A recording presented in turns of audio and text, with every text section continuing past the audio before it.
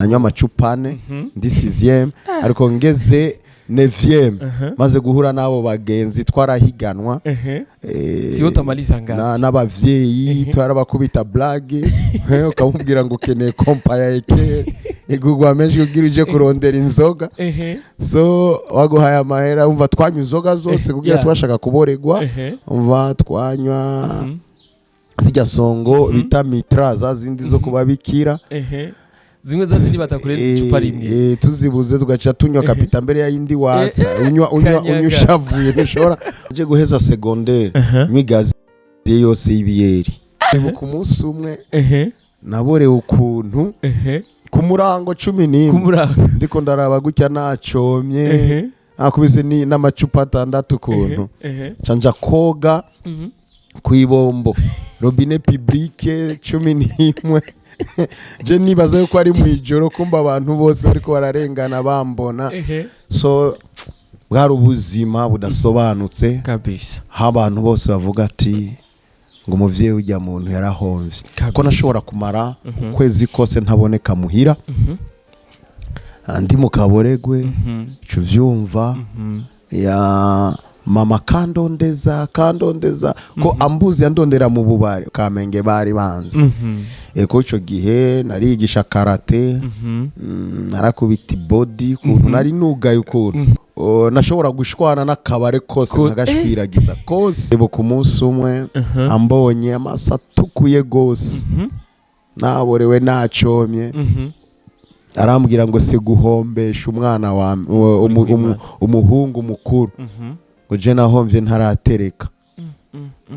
ararira nanje ndarira bari baranciriye ivomo muhira bagize inama ntibantumira ngo none ujya mborerwa mu itumira dufashiki mwisite abonye ndi kuvugana n'umudada bavuga ati sha ujya muntu ntabaho ukuntu umva abantu bari baranyigije kure ndashima Imana kuko yoyo ifata ivyataye agaciro ifata ivyapfuye ikabigira bizima ico nico nkundira Imana ico nico nshimira Imana ko yahinduye ubuzima bwanje n'amateka yanje nakijijwe ntumiwe n'umuyisilamu yes natumiwe n'umumizirma tudasangiye idini byagenze gute wenyene abonye ubuzima ndimo yumva yuko yo connecta n'umukozi w'Imana umunsi umwe kumuzinda hatera abadayimoni ishure ryose kumuzinda ico gihe rero pasteri babasenzi bose nta numwe yari yaje arasenga bari abantu bashika nko kuri 60 abana bashika kuri 60 amadayimoni aguruka hariya arasenga biranga pastor arasenga ariko araruha kuko yari wenyene hari haheze nk'indwi imwe mbatijwe kuko nashitse bariko biga ivyo kubatizwa ariko jewe sinize byo kubatizwa numva umutima urangobereye umbwiye ati genda ubatizwe natonze mu bandi arabatiza pastor ahejeje kumbatiza tavuga sha wenda kubatije mbonye ijuru ryuguruka kuri wewe ati wewe n'ukuri urafise umuhamagaro ataravuga ngo ngo wita Paul we ntiwizi ivyo kubatizwa ati ya ngo twahejeje kubatizwa navuga ati jewe numvise ijwi rimbwira nze kubatizwa ariko jewe iminsi yose pastor asengera abantu nari ngaho iminsi yose wari ufise place nari si place ariko akorera abantu nari ngaho rero pasteri nubwo atanyemera uwo munsi yarushe araraba abandi abona umuntu yirirwa ngani jewe acaca mubwira ngo cangaho usengera abantu rero nanje sinarinzi byo gusenga ariko numva pastor avuga ati mwizina rya Yesu barekure bavemo nanje ngaranzura ibikuboko navuga ati mwizina rya Yesu barekure ca numva abantu amademon akomye induro agwa hariya wewe uvuze agwa hariya pastor nawe aratangara watuye no mbara magiste kora amasengre ntarakizwa ko umubiri wanje ufise amatatuwaje ntarakizwa nashirako tatuwaje urumva maze gukiza urumva sinari gusubira kwambara amasengre ariko umubiri nawe tubona ngaho no ngaha yindiri ngaho urumva ko abantu bazana izo critique ziri negative mbega burya nivyo babiterwa n'abandi bantu kumbure bo bavyitirira ko bakora nko kazi kiwanyu bagasanga babikoze nka kujya nyene ya justement ivyo nivyo kuko nimba hari inoti fake harabaho ya original bino bikorwa twe dukora surtout igikorwa cy'ubuvugishwa deliverance na healing hariho abantu babanje kubikora surtout abakongomani abaganda baraje kenshi mu myaka yaheze ngaho iwacu bescroka abantu benshi batera amada abantu benshi so rero umuntu wese ahagurutse bagira ubwoba bumva yuko ari vya bindi iki nico Gamariyeli yabwiye abafarisayo ati aba bantu nimba aribo bihagurukije bizohagarara kuko haje benshi barahaguruka ariko ivyabo ntivyabandanje ariko aba nimba bahagurukijwe n'Imana ntimuzoshobora kubazibira rero umuntu yahagurukijwe n'Imana ushaka uhagarane n'inguvu zawe zose ukoreshe ubushobozi bwose ufise ntushobora kubazibira kuko ya Mana bahamagaye irabacira inzira rero biroroshe nimba atari Imana duhamagaye basenga iyo Mana ituzibire ariko nimba Imana yaraduhamagaye tuzoguma tuduga babona.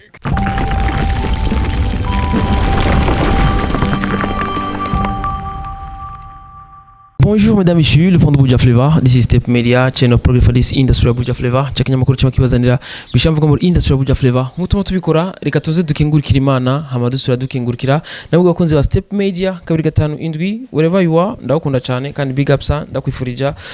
ama blessings nuvuga yuhoraho Imana izo kwame iguhezagira aho uri hose kukugira courage kudushigikira na tuza tugira courage cyane cyane kurondera ya makuru ameze neza cyane amakuru aza kugufasha ya makuru nyene nkinebwa na cyane cyane ko turaherahiza umwaka twifuza yuko turonka novuga intumwa turonka novuga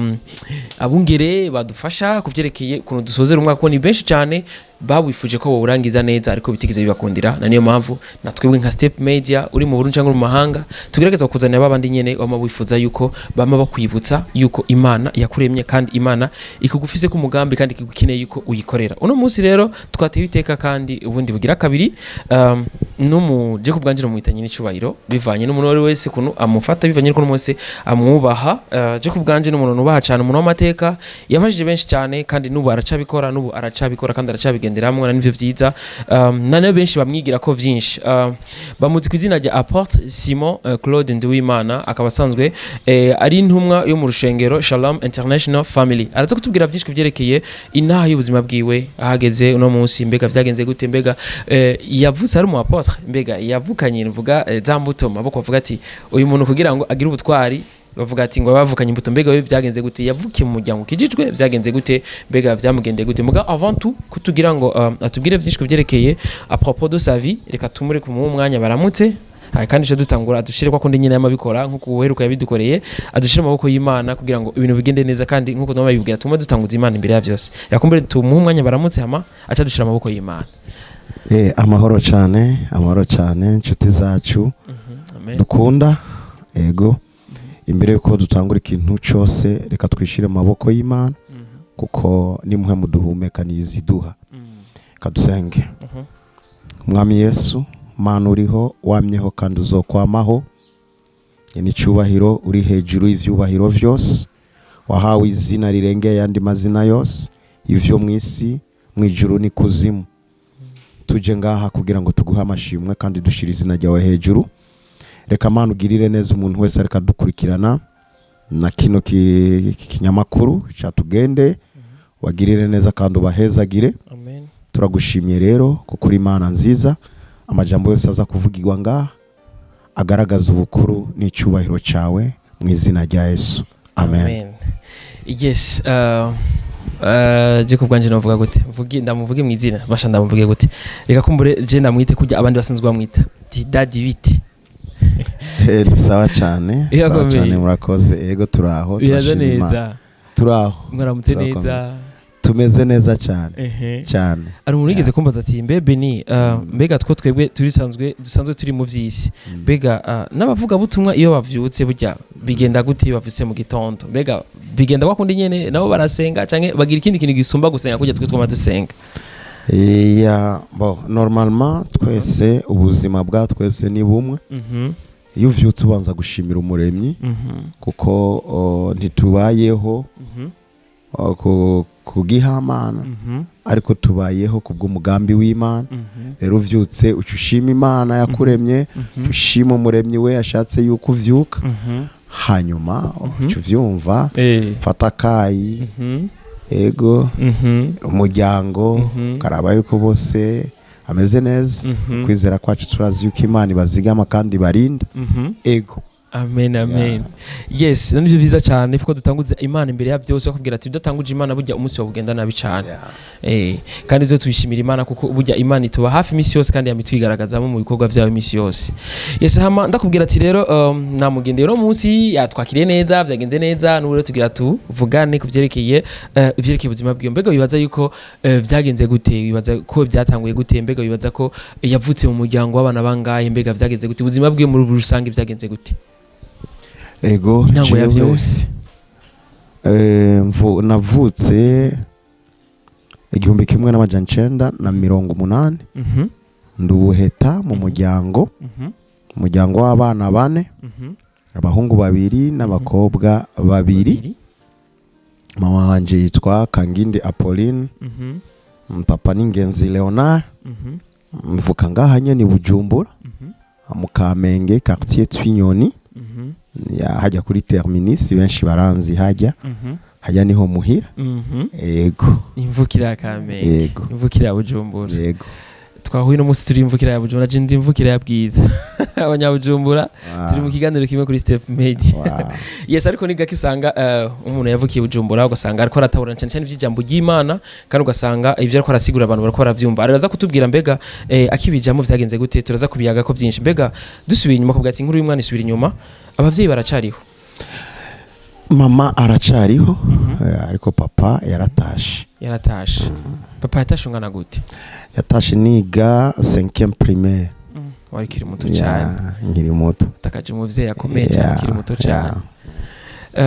Nizere yuko bitagenze nabi umaze kumubura canke mama yaravyitwayemo neza nk'umuvyeyi yarasigaye? Mama yaragerageje uko ashoboye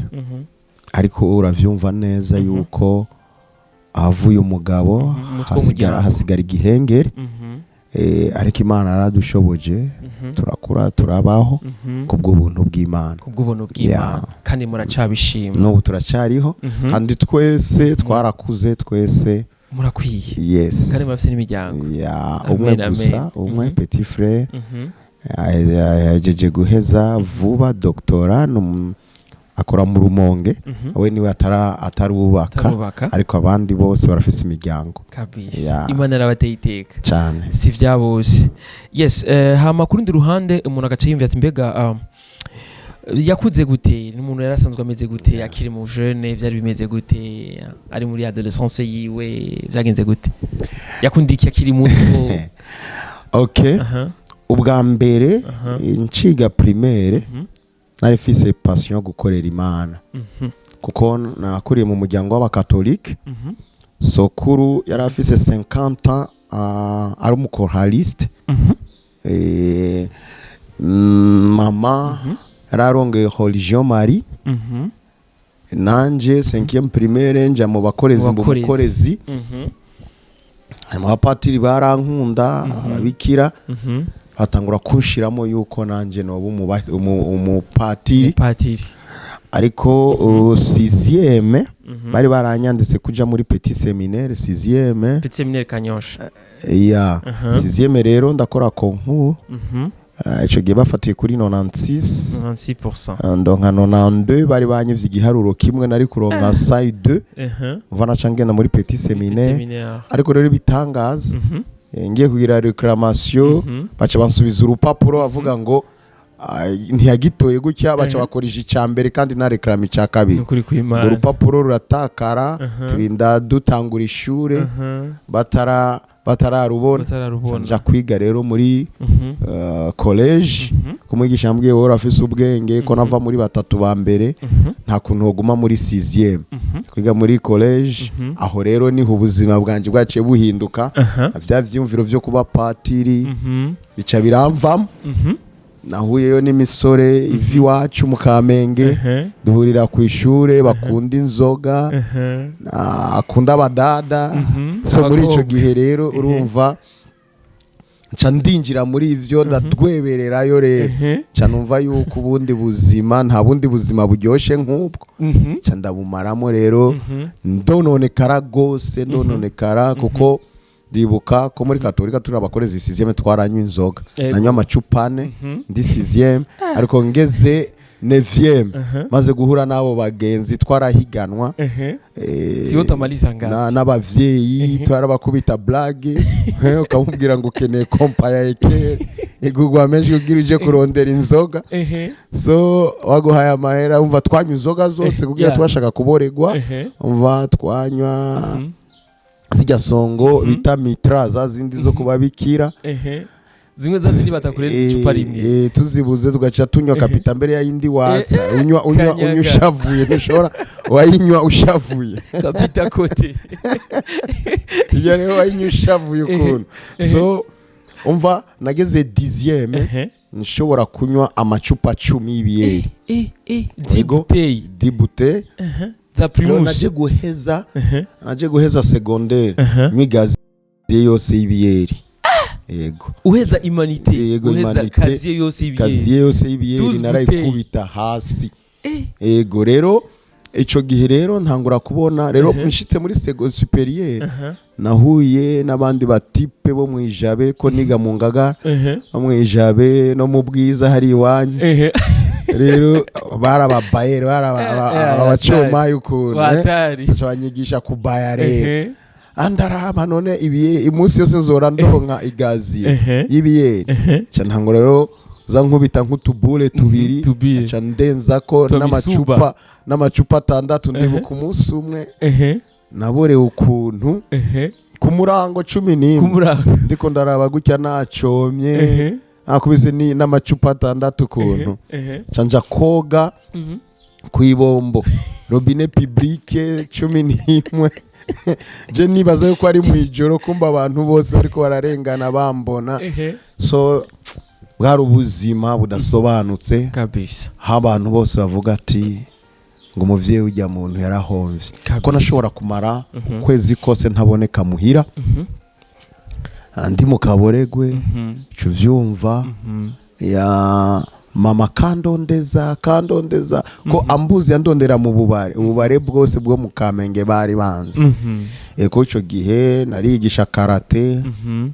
narakubita body kuntu nari nugaye ukuntu nari nugaye rero nashobora gushwana n'akabare kose nkagashwiragiza kose ulikuwa makukula bana ilikuwa bala so rero bari banzi rero mama acandondera ankumbuye acandondera mu kabare debo ku munsi umwe ambonye amasatukuye gose naborewe nacomye arambwira ngo se guhombesha umwana wa umuhungu mukuru ngo je nahomvye ntaratereka ararira nanje ndarira ariko numva yuko ata force fisi yo kubivamo birananira urumva ubuzima narimo bari baranciriye ivomo muhira bagize inama ntibantumira vuga ngo nujya ijya mborerwa mu itumira dufashiki mwisite abonye ndi kuvugana n'umudada bavuga ati sha ujya muntu ntabaho ukuntu umva abantu bari baranyigije kure ariko rero ndashima Imana kuko yoyo ifata ivyataye agaciro ifata ivyapfuye ikabigira bizima ico nico nkundira Imana ico nico nshimira Imana ko yahinduye ubuzima bwanje n'amateka yanje so kuri terminus Kamenge benshi baranzi kuko nirirwa hajya abajya babire bahajya twirirwa ducoma ya bizu vya hajya nivyo twirirwamo bijya bizu byajya kuri terminus ariko onye sigenca hajya bose banyita pastor ko barazi ko nahindutse kuko nkikizwa naraja hajya nkavuga ubutumwa nkashinga intahe barabizi rero Imana ngiriye neza ko nkiza rero sizi ko nogigwa ko nabashingira intahe ngene nakijijwe ne histoire ndende ava yuko nkizwa ajyamye mu nzozi mbona Yesu agarutse ari kumwe n'intumwa 12 ruhande yiwe abantu bose twari mu kabare bariruka barashwiragira hanyuma nanje ndiruka ariko nirutse aho ninyegeza ngize gutya nkabona ijisho giwe rirambona mbwira umugezi none no mugabo aho tugiye hose ko ahadusanga none two mukweperahe avuga ati reka tumusabe imbabazi ryamugeze ngo ati ebana toka we muombe peke yako msamaha mimi siwezi uwo mutipa ariruka je ndafukama ndambwira ati Yesu mbabarira ebana ijisho giwe rikaze riteroriza rinteye ubwoba avuga ati sinzosubira muri ubu buzima ndasaba imbabazi navyutse njugumira umubiri wose ibiyasho uri kubira nca nzinduka njya kubwira patiri nirega ariko muri jewe iryo jisho nabona numva yuko hakiriho vide muri jewe ndarondera abamfasha ndabura warumva ko ari ikintu kiza gukompleta hari ikintu ndiko ndarondera indani umengo uwo muntu nabonye mu ijoro yasizeho vide ikeneye kuzuzwa so rero muri ivyo bihembwira abagenzi ati sinzosubira kunywa inzoga rero turi mu kabara umunsi umwe abagenzi barafise amahera bazanya abadada twari muri ekosate kote Gituru Mengo hari hakabare kari kavumye kitwa gute sindakibuka gose uduza ariko utarashika hajya amabisi ahora katira hari akabare kari hajya ubumengo barahubatse so dushitse hajya abagenzi baranywa je nyifana baraboregwa baragwana baramena ibidaje hama bajya abakobwa bagendanye n'abatangura kumbwira ati sha dusanze ari wowe uri serie ariko nanje nkabanzi yuko nyo yari je ndumugafere kubasumvye naca mvuga ati kuba utanyoye inzoga ni wabaseri navuga ati kuva no munsi sinzosubira kunywa inzoga je rero naje gukizwa inzoga narazihevye naje gukizwa muri ico gihe rero niho nahura n'umugenzi uko igihe habaho intambara 2001 so muri ico gihe rero caduhungira mu bwiza nahungiye mu bwiza murira n'umugenzi turamenyana rero uwo mugenzi yari umuyisilamu cyo gituma je ntakunda gukritika idini ry'umuntu ko je nakijijwe ntumiwe n'umuyisilamu yes natumiwe n'umumizirma tudasangiye idini byagenze gute wenyene abonye ubuzima ndimo yumva yuko yonconnecta n'umukozi w'Imana ntiyagutwaye iwabo ntiyantwaye iwabo papa we yaragwaye haca haza umukozi w'Imana kumusengera atari umumizirma kuko papa we ntiyari umumizirma bamusenge papa wiwe icyo gihe nyamukozi w'Imana acavuga yuko papa wiwe yari yatanzwe ikuzimu na mushiki wiwe mushiki we rero bamusengeye ari manifestara vyemera rero ujya muhungu aratangara ivyo bintu bibaye avuga ati nahuye n'umukozi w'Imana yasengeye papa kandi twamenye yuko sister we yamutwara ikuzimu rero yavyemeye nukuri nawe ugiye yo gufasha ndambwira sharekana n'ivyo vyabayesco ko je ndibuka secondaire nari delege hari umutipe yakunda kuvuga ubutumwa nkaca ndamushora bamukura amanota ko nakunda kubabwira ngo muvuga ubutumwa kuko mwabuze icupa hagati iyo warapinga abandi narapinga gusa hagati iyo ni inyota irikira bavugisha amajambo so nanje rero ico gihe urumva ndamubwira ati sha uwo mukozi w'Imana aba n'abateka mitwe ashaka ishakira tunoje atoya nukuri jingene namubonye kuko nivyo yavuze muhira nivyo yambwiye nivyo kono no uri umumizirma ivyo abakizura vyemera ati vyabaye mbona sur place rero jewe ikintu canteye gushaka kubona nuko kuntu yambwiye ngo Imana iravuga yaguma yensista ndavuga ati Imana iravuga Imana ruremi kavuga ukayumva yavuganye nande tugende je ndakwereka ko je nariyemera kuko ico gihe banyita kicwe ca makako kinarungula kiko kinacheka yes makako muratazi makako ni mafu imwe niniya umva impamvu nubwo witurira usanga iguma itwenga yanitse amenyo rero banyita kico ca makako nubwo noca mu bikomeye ngo bantwenga so bampa amatazirano menshi ntarakizwa anyita bodyguard banyita makati ako narakina football cyane narizi gukina umupira urayikunda cyane gose na new sport nkunda na nubu wakina post yaye uri mu gihe cya 11 linda take yose biraboneka ko wariruka cyane gose n'indataka nari nzi gucenga nari nzi gutsinda ma interscolaire nje nabatsindira ibitsindo vyinshi yari ncabwenge ku ishuri akaba kandi n'umuntu akartona no muvyerekeye sport ishuri ryabo ikamariro ngamanota menshi cyane cyane ku vyerekeye interscolaire ego rero ico gihe rero ndagenda mpinga avuga ati abo bakozi Imana babaswaganye ngiye kumufata rero ujya mukozi Imana ariko abasengera uwo muryango nanje ndagenda nicara hayo urumva muri background yanje narigeze ko umukorezi nari nzi ngene bifata mbere y'Imana ngenda ndifata nk'umumarayika umukozi Imana mbonye avuga ati urabona no mutipe ko mumubonye guke ngumuravye ngo nakamarayika ariko ni shetani uziye mu bibi avuga ati umukozi Imana ariko aransarisha ngo nubona ngaha twe turiko turasenga ngo ariko yiyumvira gusu abakobwa ngaha c'était vrai nari mfise gahunda n'umukobwa dusohokana avuga ati ariko uyu ntiyoheza nkagenda kumuraba acarambwa ujya mukobwa nutamuheba n'ihwa ryawe kuri kw'Imana ntaha mvuga ati oya nzomujana nawene amusengere bira tubandanye Imana ihezagire rero nsubiyeyo acarambwira ejo nakubwiye ujya mukobwa umuheba ari kugenda widoga cyangwa ati none yabimenye gute niho rero bivanye na ya ndoto nabona ya vide muri jewe numva naciye nturikandarira bati Mana none je zoguma muri ubu buzima bumeze gutya ndaturikandarira acaranya tuza rero nakira Yesu nk'umwami n'umukiza ndarira je natuye nakire Yesu ndiko ndarira numva afise inyota acaransengera ansengera acabwira abantu bari ngaho ko abantu bari benshi bivanye n'ivyo bari baboneye ngaho acaravuga ati ntubona uyu unye Imana izomukoresha hafi na kure mu misozi no mu mataba avuga ubutumwa so ico gihambwiye gutyo hejeje kunsengera numva ya vide ari muri je kirahera so rero ngira inyota rero yo gusenga nagenda mu rushengero kuko yararongoye urushengero yari ngaha mu Kinama uwo mupaseri nyene yego ari communauté des églises chrétienne en Afrique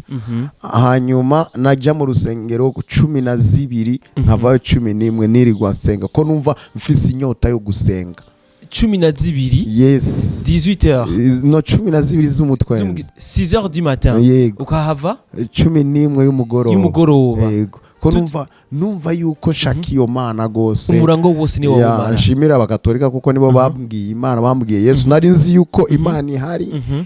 Yesu ahari hanyuma numva yuko ndamukeneye cyane kuko ntarakizwa 5e primaire nari nasomye igitabo c'ivyahishuwe Yohana nari naragisomye ndagiheza incuro 4 ndagisoma ndagiheza ndagisubiramo ko bijya ijya histoire ngo mbona ibikoko byaranye impressiona cyane rero muri ico gihe kubera iyo nyota cyane Imana ntiyatevye kunkoresha nashitse rero muri ico gihe bariko batoranya abasenzi mu rushengero nanje maze ukwezi kumwe nkigijwe numva yuko no kwinjira mu basenzi ariko abantu bari banzi bakabwira pasiteri uyo mutipe uyo ntiyakije peut-être ngaha yanenza akademo rero muri ico gihe rero murabe umujane pole kuko yo hava akora ibintu kandi hari hegere na quartier yiwanyu mu Kinama Kamenge ravyo bari basile ko bakuzi abantu bose baza gusenga nkakona nimbo nize primaire nayize mu Kinama secondaire inférieur ndayiga Kinama superieur ndayiga Ngagara umva mama yaba mu Cibitoke c'est-à-dire noro bari banzi ni hari muri karere kiwacu bari banzi bari wananijua sana nilikuwa gafere mabayo yote nilikuwa napiga nguvu kishenzi so bari banzi uko kuntu abakabwira pastor ati uyogendana nawe pole kuko ivyiwe ntibiratora umurongo turabe ariko nkumva jewe nkumva yuko mfise inyota nkumva yuko nahindutse nkumva ko nshaka gukorera Imana n'umutima wanje wose uko vya bindi nari mfise passion kuzoba patiri numva yuko ubu unye no bipratika kabisa ariko pasiteri wapi akanshi buri hari ariko rero umunsi pasiteri ntiyakwemera ntiyanyemera kuko yumva amakuru yaje ariko niwe yari yagufashije bya bindi vya Paulo akiri Sauli yagenda mubera bagaca bavuga ati no uyo muntu twarumvise ivyiwe yicisha bera urumva nanje vyari meze gutyo ntibantahura kuko bumva yuko ntahindutse petetre hari ikintu arondera abandi bakavuga nagwaye umugera canja kwita mu vy'Imana abandi ngo nitengu yankubise ndiko ndironderera inoti amajambo menshi ariko commentaire nyene yo wavuga abandi bari muri groupe publique ubashora kuri uko batwara ishure hari ariko je mu mutima narumva yuko Ufise inyota yo gukora wahindutse ko nahindutse rero gatoye ntaguciriyemo iryo shengero nyene wari rimwe nijya wamuvuga butumwe nyene yari yagufashije yego ariko ntiyakwemera bivanye n'ivyo abantu bamubwira uko abantu bose baza ngaha bambonye barashije bavuga bimwe ujya nawe asengera ngaha ujya asengera uri kwapa uko kwirigara barambona kuri terminus babona yuko abantu tugendana abona ko ngendana n'ababire bari bazi ko ndumubire bari bazi ko umucoma mubire kuntu bambonye mu rushengero baratangara ati n'uyu mutipe yiruka inyuma y'udukumi bya bindi abarundi bavuga ngo usanze inyange inyagiwe ayita umukuku so ntivyanyoroheye no mu rushengero icyo gihe ariko pasiteri aravye ingene nitanga amasengesho narumva yuko nokorera Imana naragenda yumvire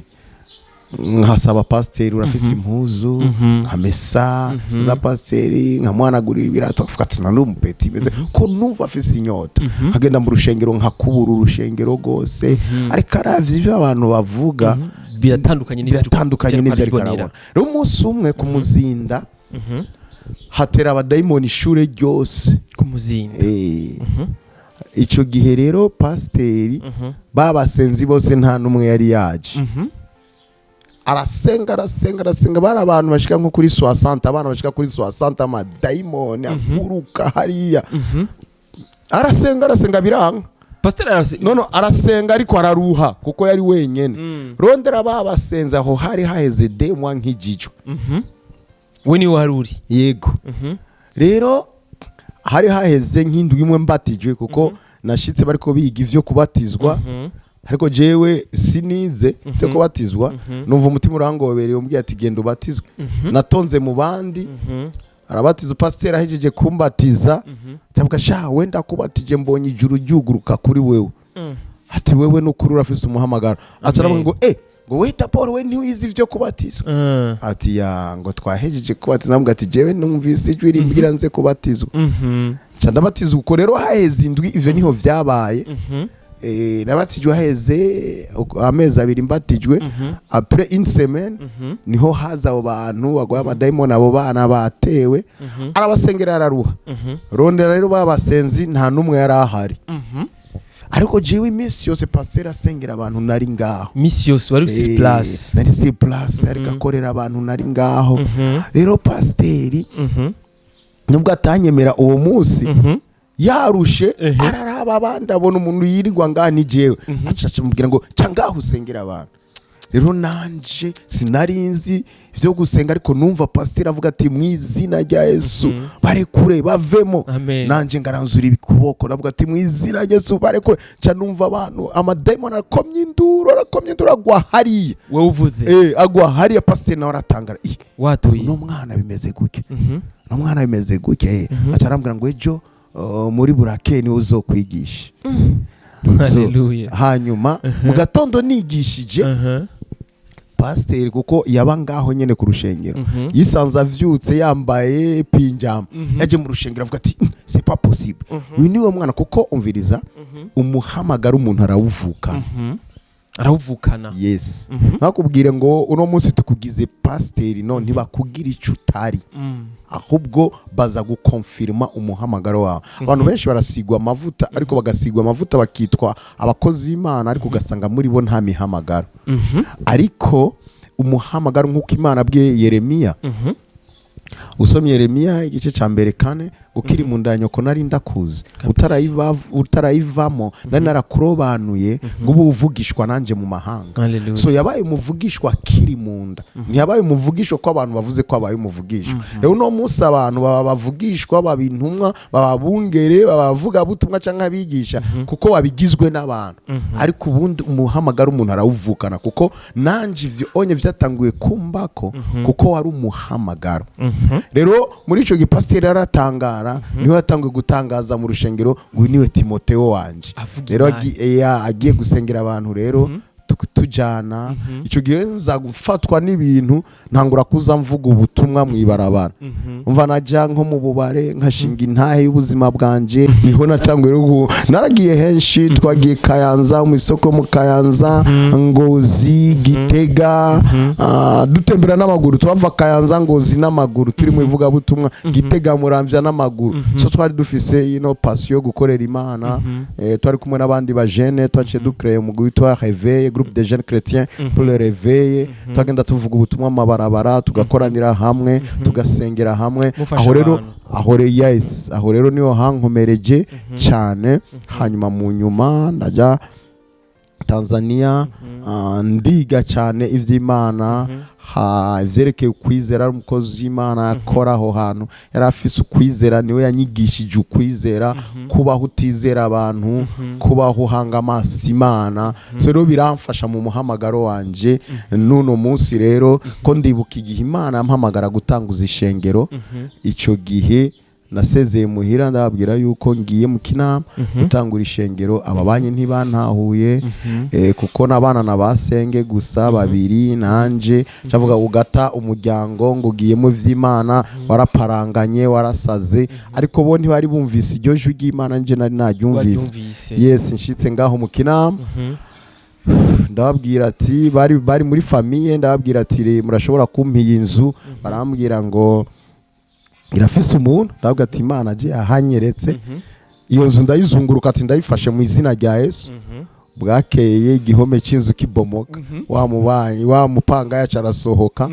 barayubaka bambwiye asubireyo, ngo yase subirayo. Ngarutse barayimpa, natanguriye rero umurimo ngaho. Turasengera abantu bafise diabeti za sida barakira, intahira amamara. Abantu rero batangura kuza, ababanyi icyo gihe nkijije umuhira baranyirukanye, bavuga ko nta idini ry'abavyeyi kuko twe twari abakatolika convent, Ecclesia Katolika Nyeranda. Urumva baranyirukana, nta idini ry'abavyeyi. Ariko muri ico gihe babonye ivy'Imana iriko irakora, n'abavyeyi batangura kunshingira intahe. Mama ubu mama turi kumwe mu rushengero, sister turi kumwe,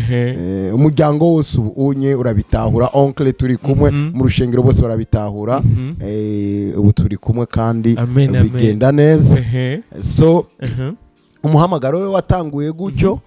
tangura gutyo gushikaho tugeze uno munsi. Unye dukorera mu ntara 13 zigize iki gihugu cacu. Ryo rushengero rw'iwawe nyene? Yes, Shalom International Family. Mwatanguriye mu Kinama hajanye? Twatanguriye mu Kinama. Handi wa mupangayi yari yanse kuvamo. Yes, kuko hajya aho twatanguriye hari mu rugo rw'umuntu haruzura. Hanyuma tuvayo tuja hajya rero kuri M Forest ya rugabano rwa Kinama na Carama. Amen. Hajya rero tumaze kuhagura nk'incuro 3 ngira mwarahabonye. Naho urushengero canke turi muri processes yo kuhagura. Imana ibikore. Bikora mu izina rya Yesu kuko menyizigirwa. So rero dukorera mu ntara 13. Intara tutarimo ni Muramvya, Cankuzo, na Rumonge. Niho tutarashika, ariko ahandi hose turahari. Rero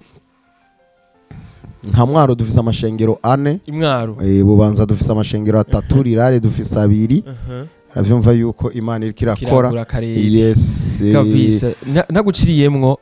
umuntu acifuza kumenya ati mbega watubwiye ko wize amashure harageraho urahura n'ibitsitaza vyinshi, mbega nigize tubwira warayamaze vyagenze gute? Ego hayo ntahejeje ni école université. Nize kubereka kuvyere kuko afise umuntu andihira ico gihe. mu nyuma acaragenda hanze ntivyanyoroheye kwiga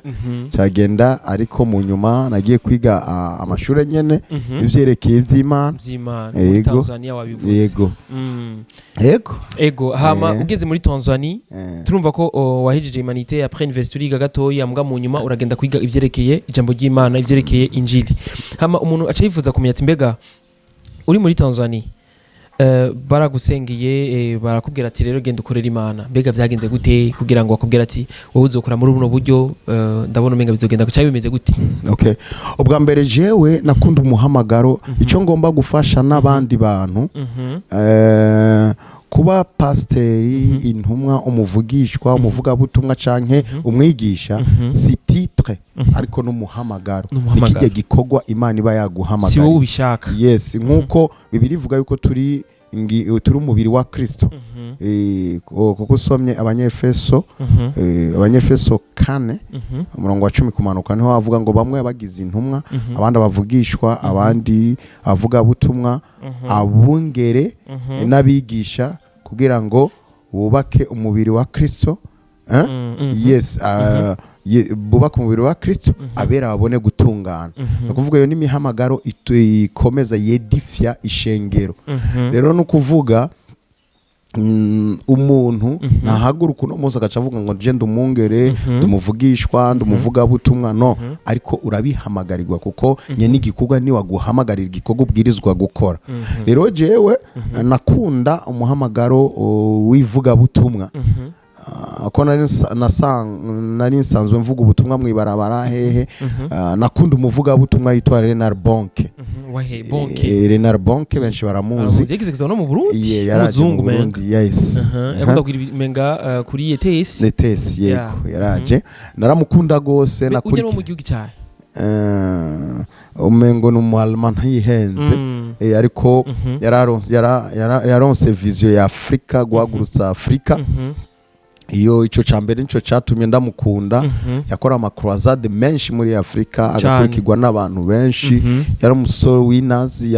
yazana imishaha myinshi kwa Yesu rero ico rero nico nakunze ndumva yuko nanje no bumuvuga butumwa nk'uko Bonka abikora ariko narabikunze si wo wari umuhamagaro wanje mu nyuma rero Imana imbwira yuko ndi ntumwa mu ndoto narabibonye numva umuntu ariko arambwira ati we naguhamagaye ubintumwa ariko sinabitahura yongeye Tanzania niho naronse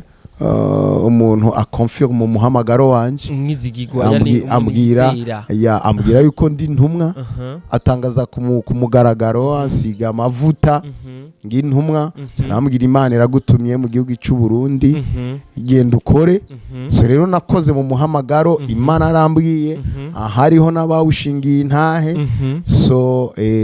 ndavyizera bimpa guhagarara nshize amanga kandi ndabibona yuko gora ngintumwa ko biragaragara umva kwemplanta amashengero arenga 16 mu gihugu sivyo biragoye cyane hari ababitanguye ko muri batarashikaho mugezi ariko kuri ndi ruhande murabikora kandi mama mubikora ariko kuri ndi ruhande wowe ubwa mbere vyaragushikira ukabona abantu bariko barakorera Imana kwishure ntubitahure unasema abana ba iskro wabo aba babuze ico banwa iyi ni njale nabafanya hivi rabukuntu bangana rabukuntu bisonzesha bagomba kuyica ya majambo nyene na Yesu barayamubwira ati mwebwe ko mugomba kuga bakagizana critique amanze nyari negative cyane nawe kuri no munsi turizerana neza cyane ntiwageze aho ugeze no munsi ivyo bitigeze bigushikira mbega vyagenze gute mbega biko bigenda gute jewe ubwa mbere ndi umuntu ndyoherwa na critique critique uraryoherwa cyane uraryoherwa critique cyane urazi impamvu je nakuriye muri critique d'abord kuko ubwa mbere nkikizwe umuryango warankrititse baranyukana barankura mu bana so mpamagawe ababanyi baravuze yuko mvangiwe ariko mu nyuma baransavye imbabazi ko babonye ivyamo icya kabiri abantu bamfashije izivuga butumwa batanguye kubona ingene Imana inkoresha bonyene barampindutse barampinga so rero je nakuze abantu bamfashije mu nyuma barahindukiriye mu vyuvuga butumwa nyene yes baraguhinduka. Je nari mu gikorane abantu barasenga, urazi uri mu gikorane n'abandi abantu barasenga ngo dusenge uyu muntu apfe Nukuri kw'Imana. Urazi impamvu ndakivuge sinkunda kubivuga mu mbabarira ariko no munsi ndakivuge. Bashaka yuko ntwara umukobwa wo bashaka ambere umugore. Nanje ndavuga nta kimana rabimbwira ko ntavyo ndiko ndiyumvamo. Ndavyanse rero baca bavuga yuko ndi inzitizi ndiko ndanka ubugombe bw'Imana. Avuga ati bansengere mpfe mveho. Bazi gusengegwa upfe na uri ngaho mu ikoraniro. So rero gusengera ngo upfe. Rero bisigura rero je sinumva yuko hobaho critique nimwe yontera ubwoba. Nukuri kw'Imana. Yes. Hanyuma kandi nkitangura kuvuga ubutumwa mu ibarabara abantu bavuga yuko nasaze. Abantu bavuga ngo ibi bintu vy'agakizo vyinjiyemo gose urasara. Utasara we. Kuko ndibuka je kwishure urazi abana mu gisagara ukuntu twikora nisiga amapudre nisiga amafreshere amatiro nkashira aha kuri mustache ukuntu banyita wa kifreshere kwishuri uravyumva. Rero maze gukizwa ivyo byose ndavuyemo nahura nabo twiga bakanyita wa musamuko. Ibintu yinjiyemo byamugize wa musamuko. Ariko uravyumva naje nkabwira ati yego nasamukiye muri Yesu. Amen. Urumva avant barangritika kuko nari hasi ukuntu ubwo nkijijwe je nambara amajiste kora amasengre ntarakizo ko umubiri wanje ufise amatatuwaje ntarakizwa nashira ko amatatuwaje. Urumva maze gukiza urumva sinari gusubira kwambara amasengre. Ariko umubiri nawe tubona ngaho no ngaha yindiri ngaho urumva yari ahantu hinyegeje ndayafise. Ndafise urukwagangi wa filme kuri ndafise. So rero nkijijwe naratinya kwambara amasengre n'amajiste kora ukuntu umva nta mpuzu nimwe nari mfise ndanisigaranye ishati imwe n'ipantaro imwe. Yo nawo munsi twariko dusegera umugabo y'abadayimoni aratabura kagashata kagapantaro. Umva rero bwa budi sinirirwa mu rushengero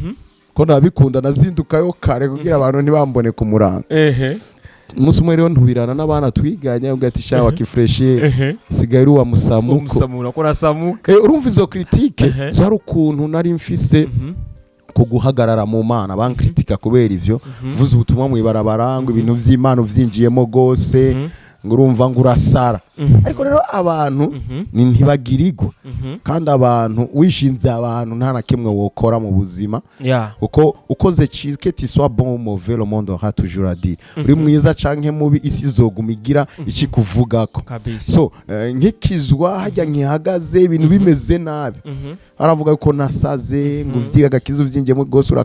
urasara. Nagenda n'amaguru Gitega Muramvya mu ivuga butumwa Kayanza ngo zinamaguru. Yes namaguru kava ngaho Gitega n'amaguru. Navuye Gitega tuja Muramvya twavuyeyo saa 6 dushikayo saa 6 z'ijoro n'amaguru. Uravyumva ico gihe rero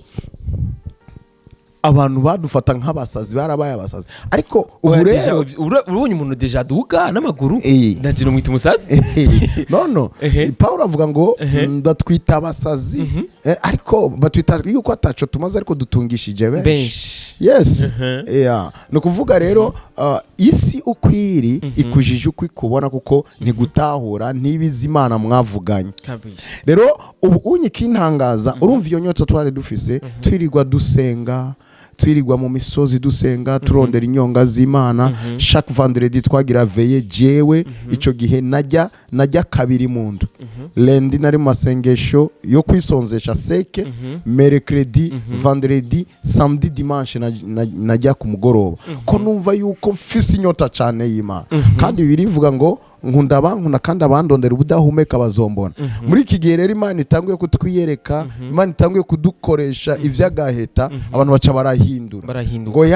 ngo abo rero ngo ntidutahura ivyabo ntidutahura naho bahuriye n'Imana n'abafrimasoni bavuga ko byinshi cyane. Ariko ukaraba iki gihe mwambwira yuko abantu binjiye mu vy'Imana cyane bacika abasazi. Uno munsi y'Imana twafashe ikiragaragara mutwise abafrimasoni. Abantu barabuze ihero ry'imitsi. Rero ico sindabiha umwanya critique zirabaho sindabiha umwanya ndabico nahamagariwe nkora ico nahamagariwe bo baravuga je nkakora kandi ico nzi nta muntu numwe ashobora kumpagarika kuko ujya nabonye muri ya ndoto muri rya yerekwa ntarambwira yuko nohagarika ibikorwa kabisa kiretse we aje kumbwira ati hagarika ariko atarambwira zokora gushika ku kanyuma ivyo navyo nibikunda mwihamwa mu mahoro mu munezero zokora kuko confidence ifise nakuye aho hantu numva yuko ata muntu numwe yompagarika mbwira n'abakritika canke n'abashaka kugwanya bashake barasa sinshobora guheba kuko ndazi wampamagaye ndazi wahinduye ubuzima bwanje nahagurutse bavuga n'ubu bavuga imvugo zabo urazi umusirikare kuri defile wewe baravuza ingoma nyinshi ariko wowe akurikira irya ngoma ya ritme hariho ingoma bakubita irya ngoma y'igisirikare niyo akurikira izi zindi nta na kimwe zimubwira rero nanje numva ico muhemu yarambwira apana ivyo abantu bavuga ivyo bashaka ariko ndazi Imana yampamagaye wewe unafanya kazi yes kabisa haleluya mu kindi kibazo umuntu acifuza kumenya ati mbega ko abantu bazana izo critique ziri negative mbega burya nivyo babiterwa n'abandi bantu kumbure bo bavyitirira ko bakora nko kazi kiwanyu bagasanga babikoze nka kujya nyene ya justement ivyo nivyo kuko nimba hari inoti fake harabaho ya original oui ariko igitera makenga abantu kugira inoti yose bayirabe gutya nubwo umuha umuntu $100 original agumana makenga yo ku verify yuko atari kuko hari abantu bahangitse rero bino bikorwa twe dukora surtout igikorwa cy'ubuvugishwa deliverance na healing hariho abantu babanje kubikora surtout abakongomana abaganda baraje kenshi mu myaka yaheze ngahi iwacu bescroka abantu benshi batera amada abantu benshi so rero umuntu wese ahagurutse bagira ubwoba bumva yuko ari vya bindi ariko rero uko biri kose no kuvuga nimba muri banke barafashe inoti ya fake nibaca bahagarika gufata amanoti zose ntiziba ari fake rero no kuvuga nimba hariho abakozi b'Imana babikora nabi sinkibisigura yuko bose bacu vya bindi bavuga ngo umujyambwa abaye umwe atukisha umuryango no before yuko ivyo tubireka umujyambwa yabaye umwe akitukisha yitukishe wenyene ego kuko nkuko nakubwiye hari abantu bavyinjiramo nanje ndabizi ivyo ndabizi ari umukozi Imana twajanye ahantu arescroka abantu birambabaza gose yego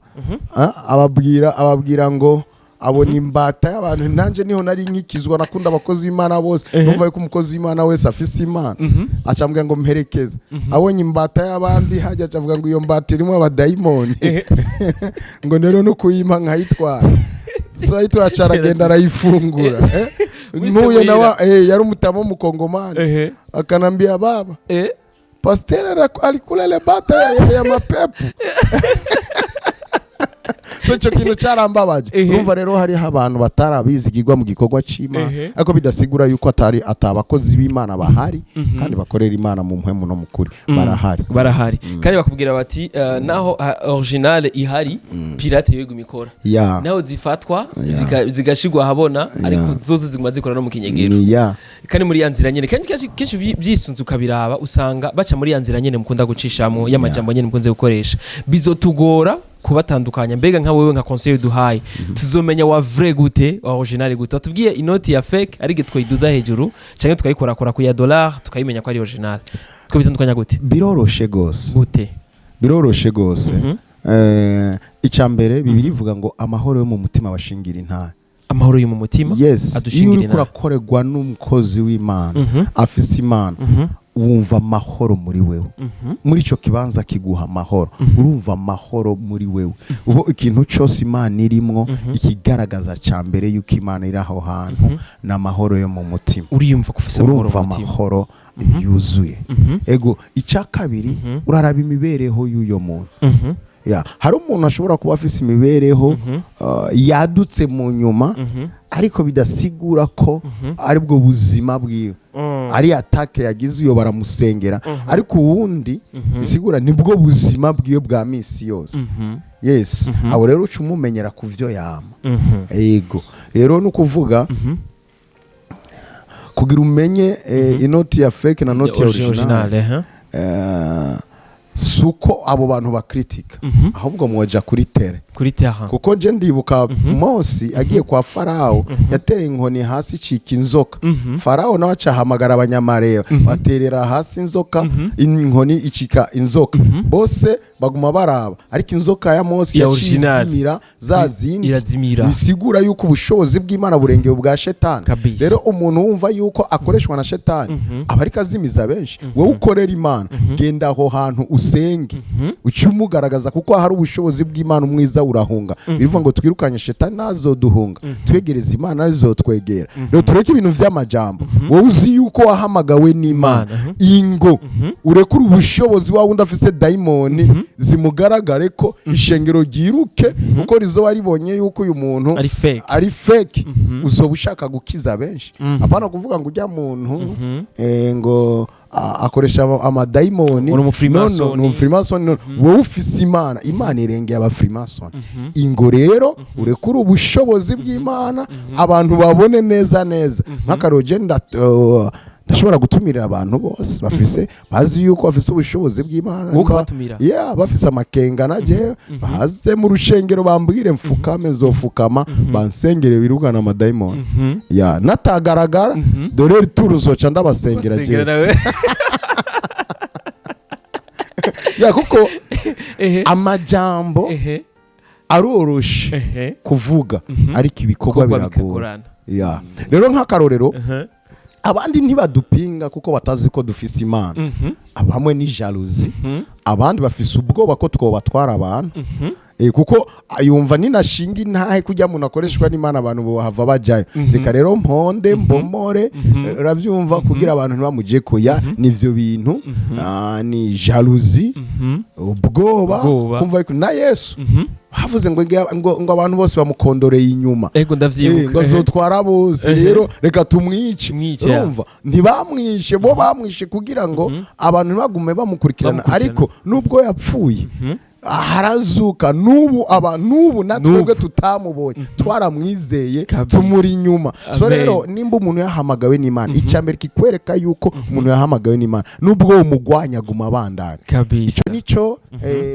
iki nico Gamariyeli yabwiye abafarisayo ati aba bantu nimba aribo bihagurukije bizohagarara kuko haje benshi barahaguruka ariko ivyabo ntivyabandanje ariko aba nimba bahagurukijwe n'Imana ntimuzoshobora kubazibira rero umuntu yahagurukijwe n'Imana ushaka uhagarane n'inguvu zawe zose ukoreshe ubushobozi bwose ufise ntushobora kubazibira kuko ya Mana bahamagaye irabacira inzira rero biroroshe nimba atari Imana duhamagaye basenga iyo Mana ituzibire ariko nimba Imana yaduhamagaye tuzoguma tuduga babona yes ariko kurundi ruhande ari no mu bwuzure bushashumanga birimwo aho Yesu avuga ati ngo mu mpera y'isi ngo hari abantu bazoza bakura ibitangaro nk'ivyo nkora bitira ko ari jewe hazoza benshi banyitirira akora ibitangaza ku izina ryanje batakuba ni ba fake muze mwirinde yani tuvyitondere nitujane nabo tubikurikiranira hafi mu bisanzwe amfite ni crende yaratugiriye ariko yavuze ngo bazozimiza benshi n'abahamagawe n'ivyashoboka bisigura bahamagawe ntibashobora kuzimira n'ivyashoboka kuko Yesu yavuze ngo abo data yampaye nabashize mu kiganza ntawe ushobora kubanshikura mu kiganza rero nimba abantu bazimiza abantu ab'Imana yahamagaye yo irabarinda irabaveya kuko irabakunda wijisho ry'uhoraho ryamariri kubagororotse rero ufise ubwoba n'umuntu atahamagawe wahamagawe arazi yuko Imana irinda Imana izigama hanyuma icya kabiri rero nimba umuntu ari wa fake uri original wewe nimba ari wa fake abafise shetani wowe ufise Imana rero shetani nishobora kunesha Imana Imana iraguhumura amaso uyo wa fake ukamutahura ukamubona ukamumenya rero sukuvuga yuko tuce dufata ahubwo ega shetani ariyemera muri iyi minsi ariyemera urazi impamvu hakoretse igitangaza bavuga ngo ni shetani hakoretse ikindi shetani none rega nawe araje ahantu ngo rega abantu basigaye banyemera shetani nta bushobozi afise burengeye Imana yes kuko niwe yishe Yesu ku musaraba arapfa ariko ubushobozi bw'Imana birivuga ngo ubushobozi bw'Imana bwamuzuye bumukura mu bapfuye reka turabe muri Yohana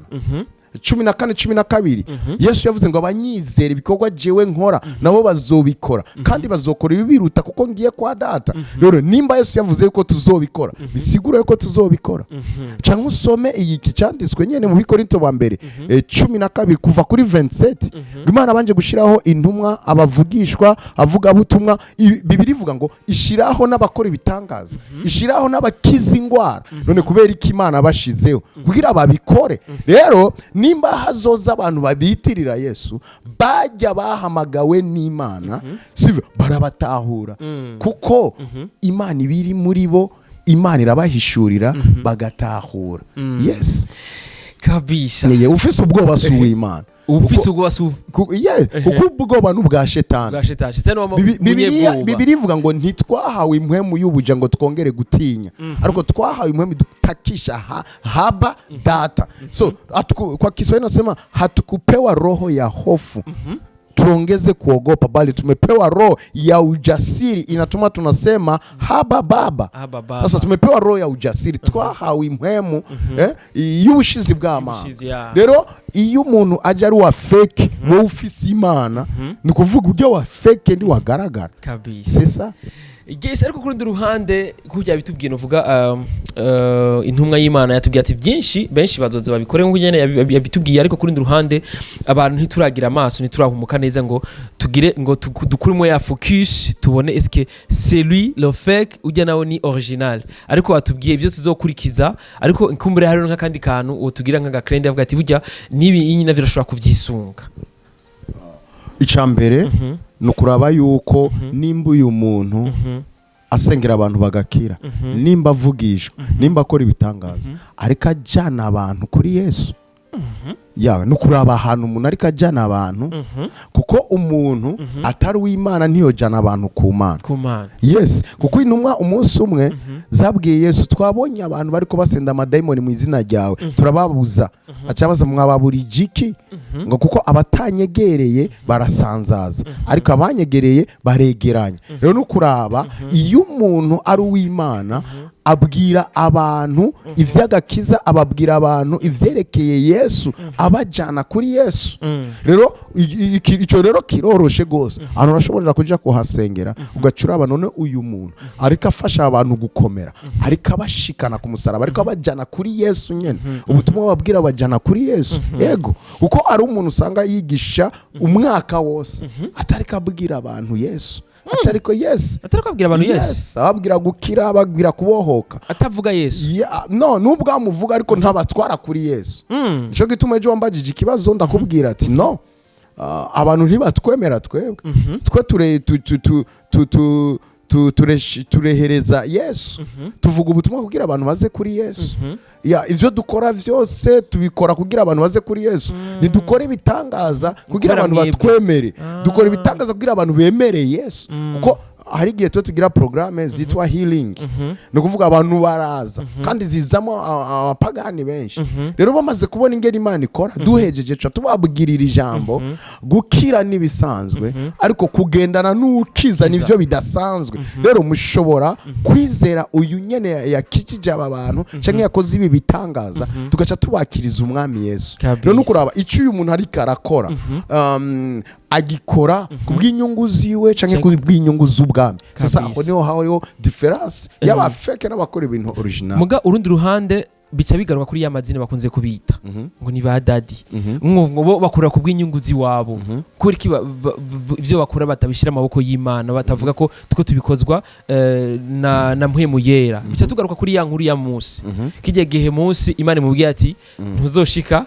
urahabona ningahajya ariko ntuzohashika kwa kundi yasanze abantu bataye ikizere bariko basenga ikigigwamana acabwira ati murabona aya mazi nije ndayabahaye. Icyo nico cyabavuga ko Musa yakoze. D'abord reka ndakubwira abantu benshi bavuga ivyo batazi.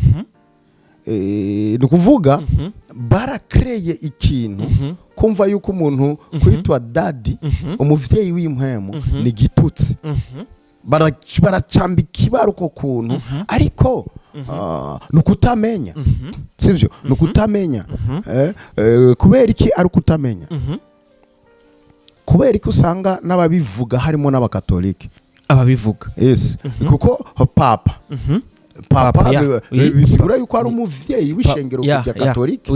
so nuko batabitaho ego rero umviriza imana kuko hari abantu bavuga ati umuvyeyi w'impwemu ni imana no imana si umuvyeyi w'impwemu